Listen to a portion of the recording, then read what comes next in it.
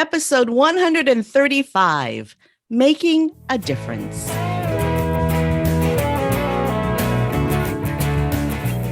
Welcome to Gratitude Geek, the relationship marketing podcast, helping micropreneurs find your micro-influencer magic. I'm your host, Kandas, and this week I'm joined by sales trainer Jeff Clatterbaugh.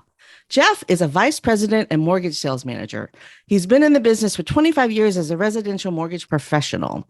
He has a business degree from Central Michigan University and began his career as a portfolio, solution-based financing, and new construction specialist. He has held many leadership positions in the industry, including Board of Realtors and Building Association. He also founded a Toastmasters public speaking club for the Board of Realtors. Jeff has trained and developed many salespeople in the mortgage and real estate industry over the years and founded an organization called Sales Achievement. He also founded a successful BNI chapter that is currently striving in an online environment. Welcome, Jeff. Thank you. Thanks for having me. I appreciate it. That's quite an impressive intro. So tell us your story. How'd you get to where you are? How did I get to where I was? Well, when I was a small child, I said, one day I want to be a mortgage banker. Absolutely not at all, right?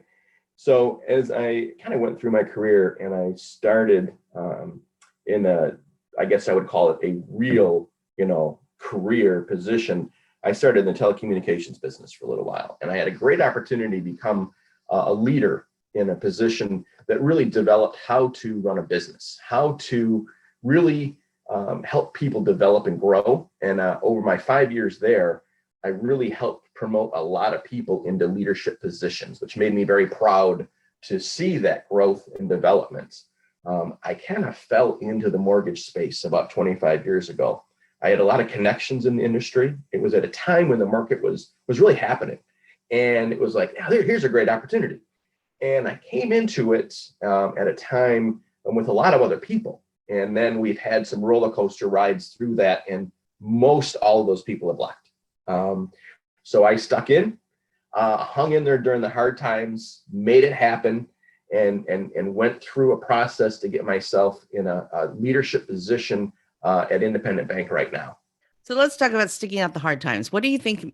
What do you think it is about your personality that made you stick around while others quit? That's a great question. So it's interesting. So we went through a period in, I would say 2005 to really 2009. Okay. And it got really challenging.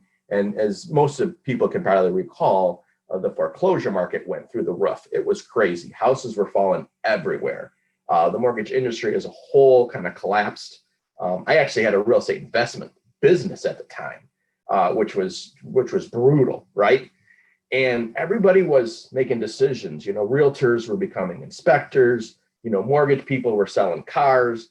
Everybody was finding a second job or whatever they could do. I made a conscious decision. I said, I'm going to take on a second job too.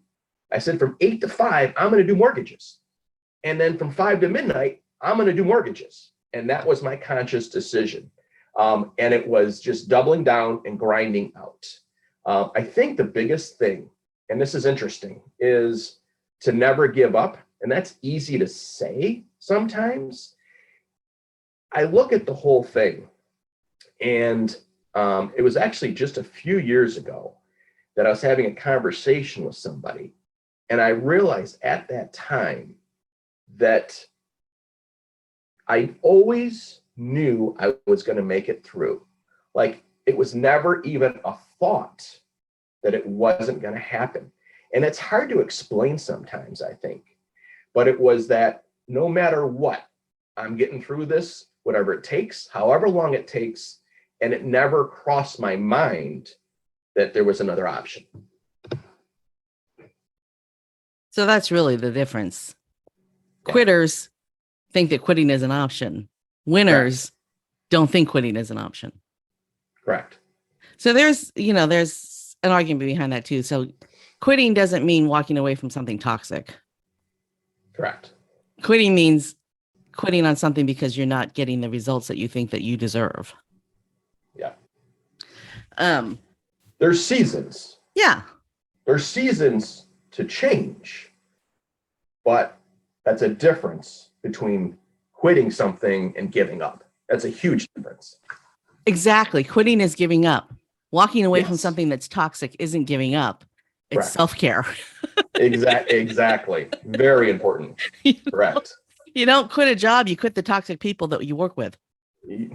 Very important in And, life and in jobs. well, and honestly, there was a job that I had, and I thought it was going to be so much fun because the boss guy was a surfer, and he just seemed like he was really cool. But the person I reported to directly was just putrid.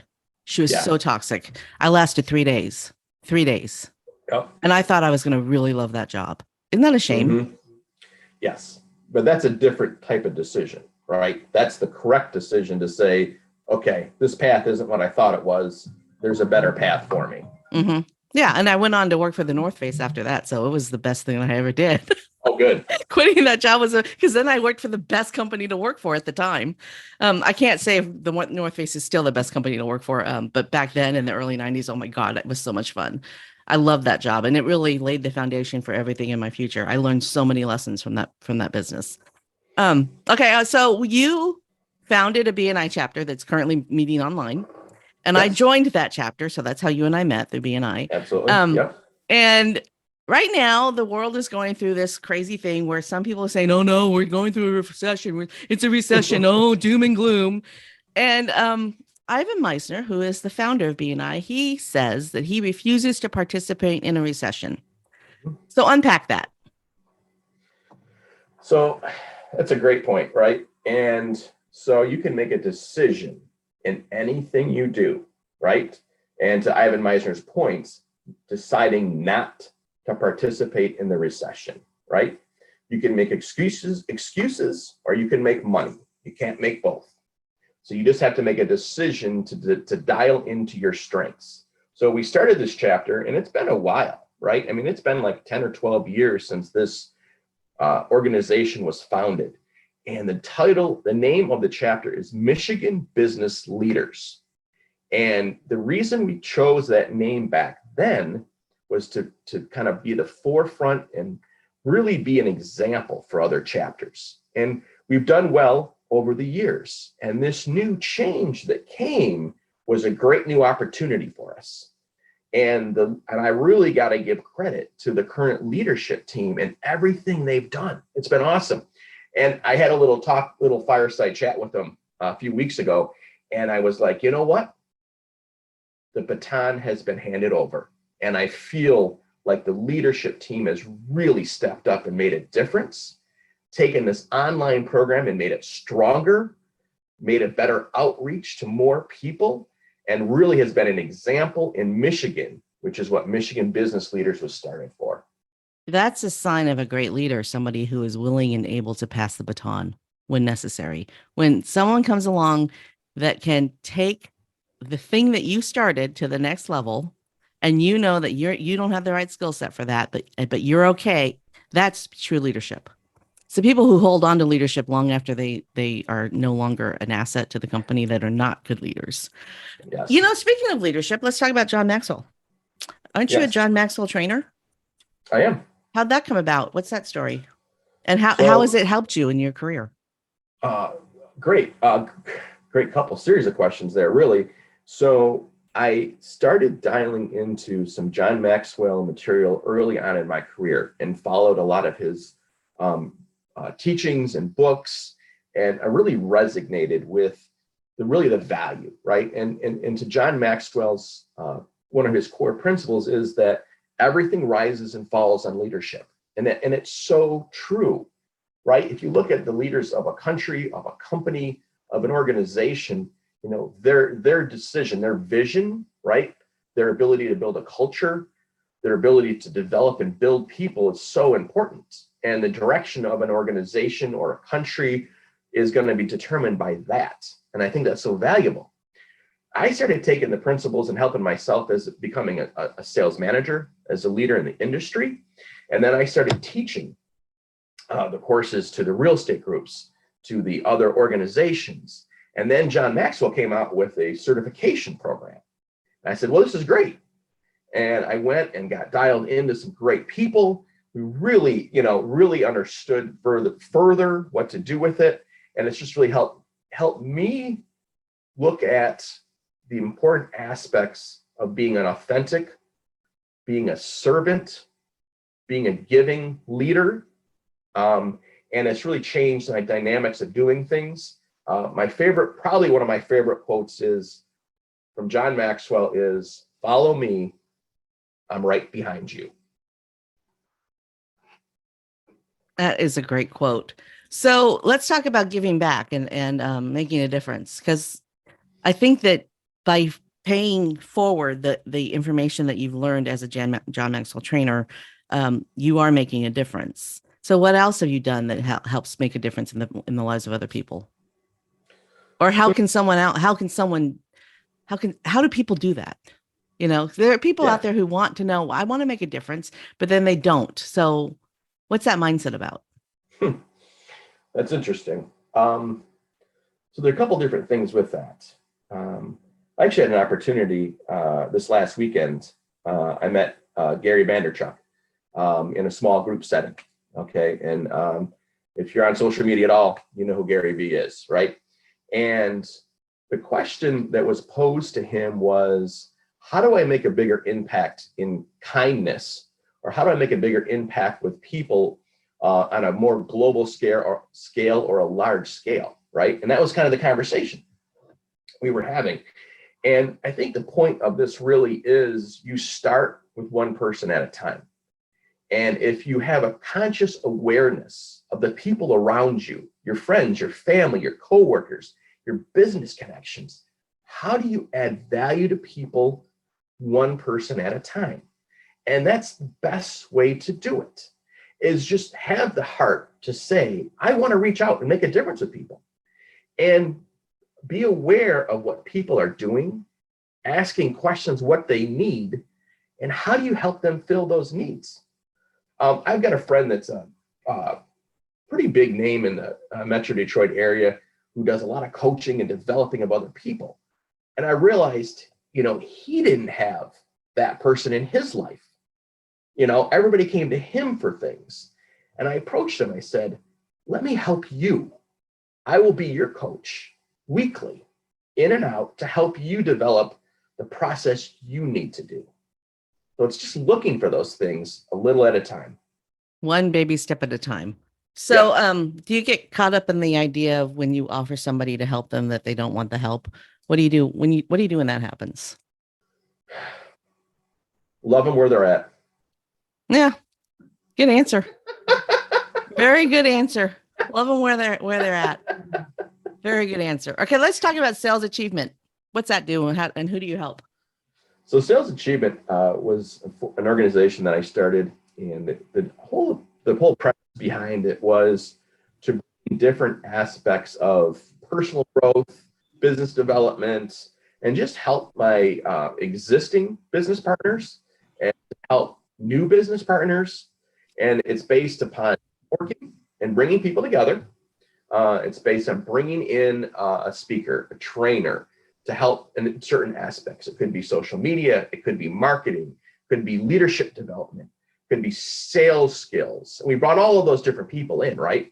And we'd bring people together, 30, 40, 50 people in a setting, and just basically have a lunch and learn and bring in some value. And it may have nothing to do with the mortgage space, right? At the time, nothing to do with what I'm doing. It doesn't matter, right? It's reaching and helping one person at a time, giving some information that adds value to their life. I have a friend who she's no longer in mortgage because it wasn't really the best fit in the world for her. But she would do little meditations with her clients. She'd write little affirmations and meditations for her clients, and they loved her for it. They loved her for it. Mm-hmm. It was that little thing, just that little thing. So even though that didn't seem intuitive for a mortgage person, that little skill set that she had could totally be, taught to other people. And because it really did make a difference for the clients that were attracted to her as a mortgage person. Right. Okay. Yes. So what was the story? I mean, meeting Gary Vaynerchuk in a small setting, how'd that happen? Drop some names, dude. So, interestingly enough, I've known and followed Gary to some level for a while, but really this year I got more connected to what he's doing. Okay, and Gary is forefront of technology, right? He's very intuitive on what's happening out there. And so I've connected to him on some different things on a technology basis, on projects, on what's happening, how our world is changing, right? How the blockchain is going to change our world, and all of those things. So we were actually at a conference a few months ago with him and had a great opportunity to meet a ton of people there. And it was great insight and great knowledge. This was kind of an opportunity to meet, this weekend was about 100 people. And there was a process, to getting into it. And I had to raise my hand to volunteer to basically get there and step up, right? And buy a plane ticket and hotel and all those things and make that commitment. But to me, it was worth having a conversation with him and with some other of the people in the leadership organization there. And it was a great way to network with a small group of people. And I think I wanted to have one simple conversation and say one thing to him directly. And it was, Gary, thank you for being the most authentic leader out there in the space right now. And that means a lot to me. And that's so, so valuable in everything, especially right now with what we have in this world. I think we can just end the interview right now because you've made a difference. Did you hear what he just said? He spent money on a plane ticket and hotels so that he could tell someone that he admires how much he appreciates them. And do you know the ripple effect of that? Because you don't know the ripple effect. You will never know the ripple effect. Right. But he probably went home feeling pretty good about himself. And then he did something, who did something. And the little sparkles, or somebody heard you say that and decided, oh, I'm going to start doing that now. These little ripples, and you'll never know. Right. What you started. And that's okay. Because you made a difference, and that's okay. You don't need to know the difference. You don't need to know the difference that you make. You don't need to have accolades. You don't need to know the changes that you implemented without even knowing it. You don't need to know them. All you need to do is just keep doing what you can to make a difference in people's lives. That's something I see you do all the time. Thank you. You're an excellent cheerleader as well. You make people feel good when you're around them. That's important, isn't it? Yeah, it is. It's very important. Mm-hmm. All right. I think that comes from the heart, right? Yeah. It's important. Yeah. It is important. It's very important. And so let's relate that to the mortgage, because there are people listening to this podcast right now. It's about relationship marketing, and there may be some mortgage people listening to this who are frustrated because the interest rates have gone up and yada yada yada yada. All that's BS, because people buy houses even when the interest rates are skyrocketed. I think my parents bought their first house when the interest rates were like 11%. So people buy houses. Absolutely. Regardless of what the interest rate is, because houses, regardless of what the interest rates are still the best investment you can make when you don't have a lot of money, right? Yeah, it is totally. Stop buying somebody else's apartment building and buy your own home. Exactly. Okay. Exactly. So where was I going with this question? I got it right. Well, I think it's making a difference with the clients, or how does that tie into mortgages, right? Exactly. Okay. Yes. That was where I was going with that. Yeah. So it's all about adding value. And what I call it is a high trust interview, which is something that I have with a business partner, with a client. So if a client comes in my office, what I say to them is, the first thing I say to them is, this appointment is all about you. I'm here to add value to you, help you be comfortable with the process, right? So it's starting out that way. I'm asking them what they need, what's their concerns, what's their questions, making them feel comfortable, right? That's so important. And listening to where their needs are, helping them put a blueprint together, helping them be the hero in the story, right? To get their home ownership for their family. That's huge, right?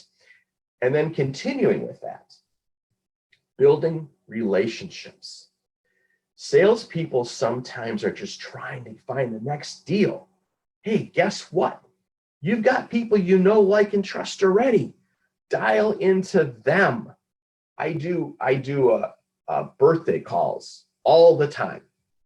I pick up the phone, I'm calling my clients, wishing them happy birthday. It's a great chance for us to connect again.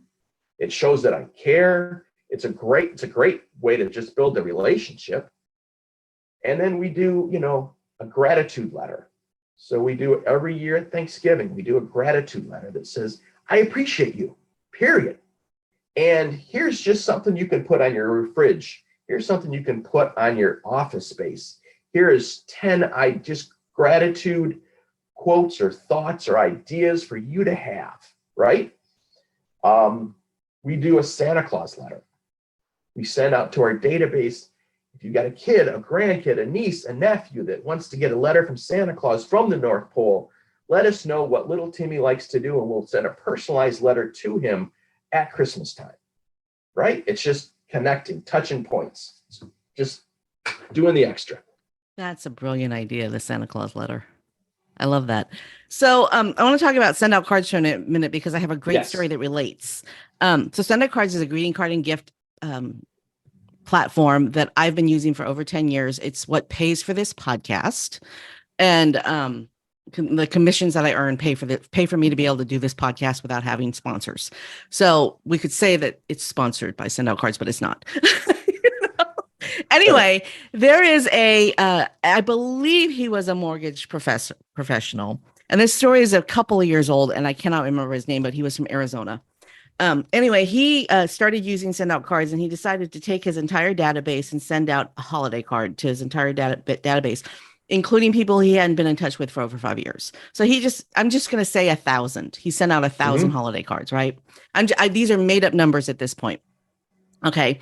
And, when people move, the mail comes back to you, you return to sender. Yep. And so he had about 15 return to sender cards. So he looked up every single one of those people, and they had all moved. And he looked at the value of the price of the home that he could have done the deal on because he didn't follow up with them. And it was over $100,000 in lost income because he didn't follow up. If he had been doing something so simple as just sending a Thanksgiving card every year, just that little simple thing, doing the little simple, do the two things that Jeff does, Santa Claus letters, Thanksgiving card, do those two things, he wouldn't have lost that over $100,000 worth of business. So it's so simple. It's automated. I don't care how you do it. Just follow up with your clients. Follow up. Okay. I want to go back to this blockchain thing because I'm skeptical. So unskepticize me. What? Okay. Why do you believe that blockchain is changing the world? I mean, you obviously have embraced it. So why? Okay. So first, I'm going to take one step back. So just so everybody knows, Kandas and I are working on a campaign for my clients, which is going to consist of a birthday card for all of my key clients and probably some other pieces to that. And we're just finalizing that at this point. And I strongly believe in that. It's so huge. It's important to be connected. It's also important to stand out and do something a little bit different. So exactly. And I wasn't I wasn't trying to put you on the spot for that. I just wanted. No, I wanted to share the story about the $100,000 in lost income. Yeah. And he was probably off on that. It's probably more than that. That he lost. Oh, no doubt. That's just the ones that came back to him. That doesn't include the ones that had moved so long ago that they didn't come back to him. Correct. Yeah. Totally lost. Correct. Exactly. So I'm not a technical expert by any stretch of the imagination. Okay. But to speak to how the blockchain is changing things, I can give my simplified version of this. There's other people in the space that know a lot more than I do, okay? As the internet changed our world, probably the most innovative changes to our society, without a doubt, is the internet, okay?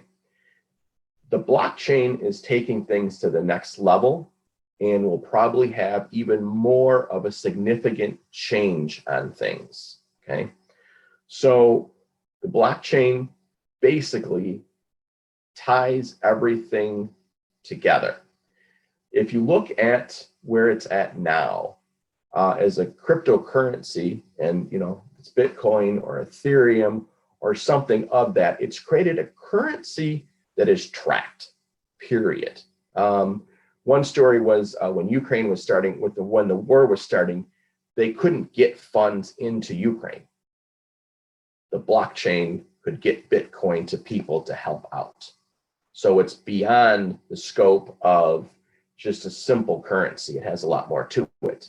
If you start looking at what's happening in digital art, so if you look at an NFT and a digital art piece, the blockchain is basically creating a smart contract that is basically locking the ownership of that property. So let's say an artist today has a painting and they sell it one time and they get $400 for it. And then in 10 years, that painting is worth $10,000. And that person sells that painting. The original artist gets nothing, okay? On the blockchain, that painting could sell 10 times. The artists can keep getting paid. The blockchain will basically store information to an nth degree for everything eventually. You'll have real estate connected to it. You'll have ownership of businesses. You'll have your IP rights will probably start on the blockchain for almost everything, because it basically secures the IP rights for any new product development, book, song, album, anything. And we'll continue to see these changes, things we're not even thinking of. Okay, so let's just clarify what an IP. So what I was referencing was intellectual property. Oh, okay. Intellectual property rights. Okay. So a book has intellectual property rights, an album has intellectual property rights, an invention, a creation has intellectual property rights. And basically, you see lawsuits all the time on different things on intellectual property rights and who has a right for this or that. Where the blockchain basically commits it to that, and it's a great starting point. If it's, whatever, if you're creating a new character, a new storyline, whatever it is, it's a way to secure it. Basically, the sentence is the blockchain can't lie because it's always on there. That's the difference. It creates a system where, I guess, having to have a handshake or a trust situation isn't necessary because it's there. Okay, so let's just talk about Picasso, right? His artwork is worth millions of dollars. Yes. Okay, so that's a tangible piece of art. Correct. An NFT is not tangible. It's digital. Digital. So how can we take this whole blockchain concept and apply it to for an art? Like, let's just say my husband is a world-class furniture maker. He's made furniture for movie stars, Fortune 500 executives, yada, yada, yada. All right. His name is on those pieces of furniture, but he doesn't have an intellectual property like tag or anything on it. So if that piece of furniture gets resold for more money than they paid for it, which is going to happen because I tell you, the stuff he makes is art, right? He doesn't get paid again. No. So how do we take that whole blockchain concept and apply it to tangible items? Is that something that's coming? I mean, you said real estate. I think it's coming. I think that's a great question. It might be a little above my head, but so let's take an example of, let's make it a little more simple. Let's say a concert ticket or an event ticket. Okay. So let's say the event itself is actually an NFT. Okay. Now, the event happens. Is there continuous value for having that ticket in the real world? Not really. But potentially, it could, if it were an NFT. It could have access to something after the event 2.0, whatever it may be. It may even have value to say, if you hold this, you will receive a item, a piece of furniture, potentially, a hoodie, sneakers, whatever it may be. You can connect whatever you want to the smart contract to give value to people. So the limit is that of the imagination at this point. Interesting. So a couple of episodes ago, I interviewed an author who created a realm called Warminster.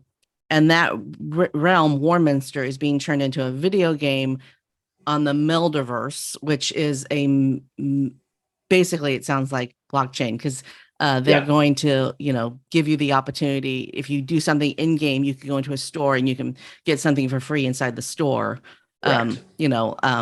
So that sounds like that It sort is of that. melding of the. Yeah, that's kind of what it is. And so the metaverse is your next step, right, to things. And that's where we're all going to be meeting eventually and doing our podcast and seeing concerts. And that's all connected to the blockchain. And at that point, you could be utilizing an NFT or spending cryptocurrency in the metaverse, right? And I mean, all of that's happening. Once again, I'm not the expert in that space, but it's definitely continue to change our society. Well, this is a very interesting conversation, and I'll just wrap up by saying that I saw something on, I believe it was a CBS, featured story or, some one of those stories. I don't watch CBS and PBS are the only two places I get my news, so I'm kind of biased. CBS or PBS. I don't watch Yeah. any other news. So anyway, so I'm assuming it was CBS. But there's a town in South America somewhere, and some guy who had $1 million worth of cryptocurrency donated Mm-hmm. it to this town. Do you know the Mm-hmm. story? Mm-hmm. I saw some of it. Yeah. And so now this town runs on cryptocurrency, and this one teenage kid took some of his crypto money and he went down and he bought a freezer. And so he could store ice, and he became the ice dealer for this town because ice was something that was really hard to come by, and people had to travel for miles to go get it, and not everybody there has a car. So now he has created this whole little business for himself with the money that he made in crypto.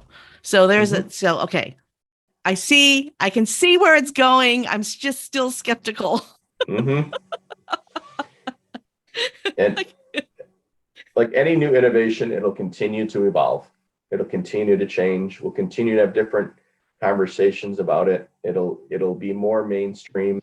It'll be more part of our mainstream life. You know, all of that. yeah. Oh, I know. the I older I know. get, the harder it is for me to embrace new things, which is so weird because I had a computer when, I mean, I'm 52. I think I'm older than you. I'm 52 years old. I'm And 52 also. I learned how to use a computer when I was 10. Right. I was like the first kid in school to have my Mm-hmm. own computer.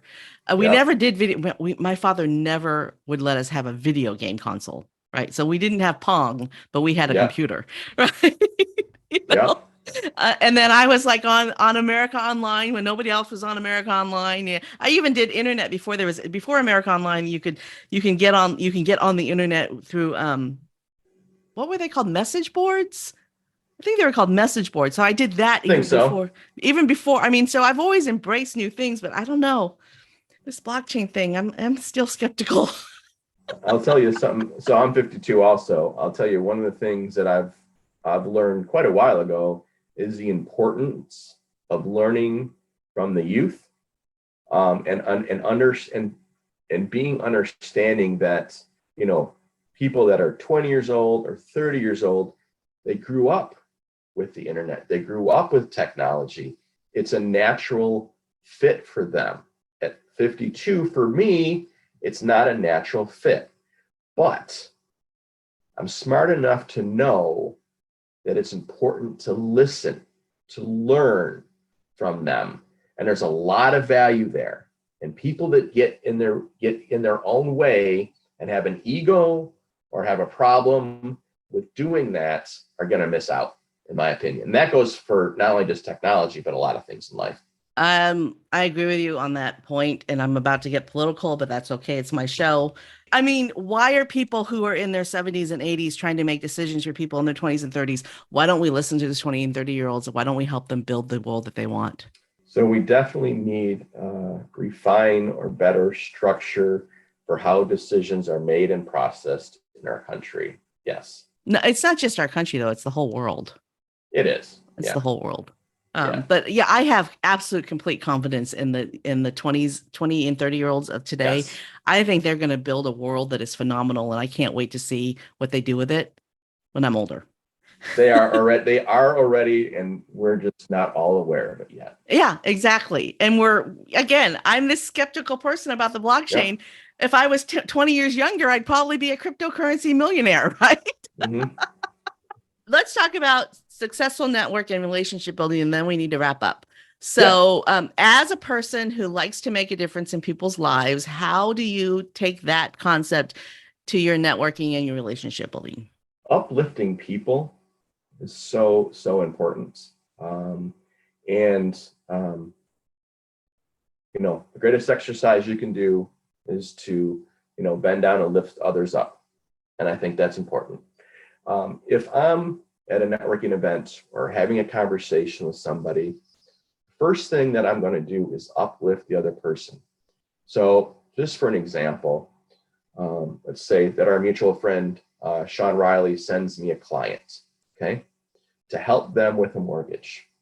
The number one thing I do first is I uplift Sean. And that's easy. He's a great person. And I really, really promote that person. That goes a long ways in building credibility, okay? Now, the person that I'm talking to, maybe they've known Sean for 40 years. Maybe they met Sean last weekend on a sign call, okay? By me uplifting, either it's like, well, I've known that for 40 years, and as a good friend to him, I really appreciate you saying that. Or as a person that just met him says, oh, I made the right decision. Thank you. At a networking event, it's the same thing. If I'm introducing two people together, I will share and promote their qualities as an individual, the values they bring, what I see in them, and then I share that with the other person and do it for both people. It uplifts people and it gives them a reason to want to connect. So I do a lot of speed networking. BNI offers speed networking on the state level and the national level, and I also speed network in other places, not just BNI. And one of the things that I do, which is very similar to what you do in networking, is that when I meet with someone new, because speed networking is you're stuck with somebody in a room for 6 minutes, right? You don't know them. You got to get to know each other in 6 minutes. So while I'm talking to them, I'm trying to figure out who I can connect them to, so that when we leave that meeting, I have it written down on a piece of paper. I'm going to introduce Jeff to so-and-so. I don't know if they'll ever be able to do business with each other, but something tells me that Jeff needs to meet Fred, right? So Jeff and Fred are going to be connected. And I'm just going to say, I met Jeff through speed networking. He talked about blah, blah, blah. Fred, I think you'd really enjoy meeting him. I got this vibe that you and Jeff need to know each other. Enjoy the connection. And so I'm on purpose trying to find people to connect with. And that makes networking more fun, because then I can think, oh God, I don't know who to connect this person with. Who do I need to connect this person with? And it doesn't always work, but I try. I strive for it. I think it's a great concept. Connecting great people together to do great things.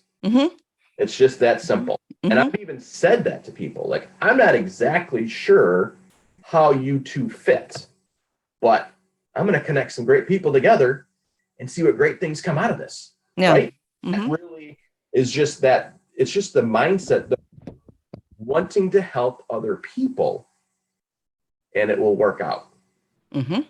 Yep. Because you don't know the magic that'll happen. No, I connected my business coach with a woman, a BNI person. I'm a person I met through BNI, because I just thought these two need to know each other. They're both business coaches. They're never going to do business with each other in terms of, I'm going to hire you, you're going to hire me, but something's going to happen, and something magical did happen. I can't say what it is, but something magical happened. I just love that. There was something else I wanted to talk about. Oh, crap. I was going to talk about Toastmasters just for a quick second. So in terms of networking, Toastmasters is still my strongest network. I haven't belonged to a Toastmasters club in 10 years, maybe. But when I go through my database of people, it's so easy for me to connect with someone I met through Toastmasters. Those connections are just so strong. It's better than BNI in terms of connecting, because the people that join Toastmasters are in it to become better people. And the people who join BNI are sometimes in it to make more money. So I think it's cool that you started a Toastmasters club. So it's interesting. And actually, the person that started the BNI with me, his name is Kevin Pelto. And Kevin and I basically started a Toastmasters club together and a BNI club together at the same time. And there's tremendous value in both, in self-development, in business development, in relationships. And I agree with you. I have found tremendous value in both organizations. Kevin at one point ultimately ended up making a decision where he took over the Toastmasters, I took over BNI. It was just the seasons for both of us, and it just added more value to the people that were involved. But I think Toastmasters is one of those things that's so important because people's fear of public speaking is so great. It's even indicated that speaking is a bigger fear than death itself. Crazy. Jerry Seinfeld said it best. They'd rather be in the casket than given the eulogy. That's such a travesty because you miss out on so much in life. You know, to be out there, and it doesn't mean you have to be on the stage all the time, but the public speaking in a small group, in a networking environment, in a time that's important, and that could be a wedding speech, a eulogy, it's so valuable to have those skills to do that and have the confidence to present. It's so important. Well, they layer on top of each other, I think. Because I like to say that the skills that I learned as a Girl Scout leader were the foundation to the skills that I learned in Toastmasters, which taught me how to run events. Because I did the whole Toastmasters program. I'm a distinguished Toastmaster. So that means that I spent 2 years in the leadership level. But I know how to run a speech contest. I know how to MC a huge event. And all those things that I learned gave me the skill set I needed to run a Star Wars festival, and that, all of that is just, just layers on top of layers on top of layers. So, it's all just, the foundation was was Girl Scouts, because that's, when you become a Girl Scout leader, it's so much more than just teaching girls crafts, right? There's so many more layers. And I'm the kind of person who puts everything into everything I do. So they needed archery instructors. I've been shooting a bow and arrow since I was 4 years old. So I learned how to be an archery instructor, which meant I had to get certified, yada. I mean, on down the line, just layers on top of layers. But let me tell you, teaching girls how to shoot a bow and arrow is also, there's so many life lessons in that. And I could write a book about that one. I agree. Anyway, where was I going with this story? I don't know. Okay, I'm done talking. Is there anything that I didn't ask you that you want to answer? We did have a little bit of a conversation before the call about gratitude and the importance of that. And I think that is something that is so important and fundamental to happiness in life. And I really try every single day to look at the blessings around me, and the people in my life that have added value to me, and appreciate them, and just to really realize what life's about. And it really is about the appreciation of those that you love and you care about, and being grateful for everything. And you made a point about small things earlier, and I think we have to remember that sometimes the small things are really the big things later. And if it's children, if it's parents, if it's siblings or friends, just taking that time, not only to recognize it for yourself, but to reach out and tell them how important that is. I don't think we always realize the importance of our human connection with people. One of the calls I make to people sometimes is I'll just call them up and says, how can I make your life better? Right? Or it's doing the things that are important to show your appreciation. I went to a funeral for a good friend of mine's father passed away last week. And I hadn't seen him and I haven't seen my friend in over 25 years, right? But I made the trip, and he was really impressed that I was there, and it made a huge difference.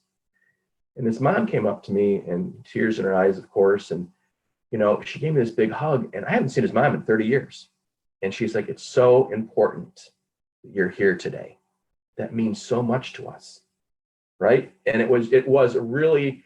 And then him and I had a conversation that was very, very impactful for both of us, not just him, for me too, and that it's just realizing the people around you and appreciating and being there, and gratitude for things is so, so important, I think. Well, we talked about seasons, and he was a really good friend of yours in a season 25 years ago, but that doesn't change the fact that he was still a very important part of your life. And so were his parents.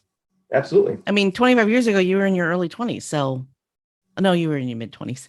So, parents are still important then. Absolutely. Absolutely. If we're the same age, 25 years ago, you were. Exactly. I love it. All right. This is a favorite part of my interview. And you've kind of already touched on it, but for whom or what are you most grateful? Your moment of gratitude. The moment of gratitude is, I don't know that there's one answer to this.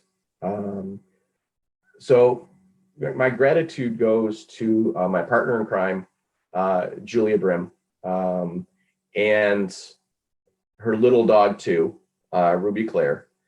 And we have a home together, and it's wonderful. And I think that is an important aspect to have support and love and caring.